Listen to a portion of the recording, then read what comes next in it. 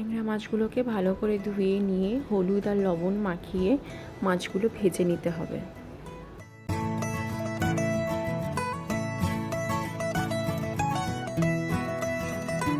পর একটা কড়াই নিয়ে তাতে তেল নিয়ে ভালো করে গরম করে তাতে পেঁয়াজ কুচি দিয়ে একটু ভাজা ভাজা হয়ে আসলে তাতে লঙ্কা কুচি এবং টমেটো কুচি দিয়ে নেড়ে নিয়ে লবণ ও জিরে গুঁড়ো, ধনে গুঁড়ো, আদা রসুন বাটা দিয়ে ভালো করে নেড়ে নিয়ে যখন তেল বেরোবে তখন একটু বাদাম বাটা দিয়ে ভালো করে নেড়ে নিতে হবে।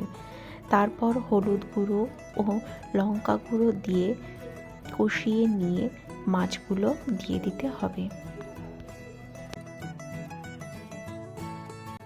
মাছগুলোর গায়ে মশলাগুলো ভালো করে লেগে গেলে সামান্য পানি দিয়ে ফুটিয়ে নিলেই রেডি।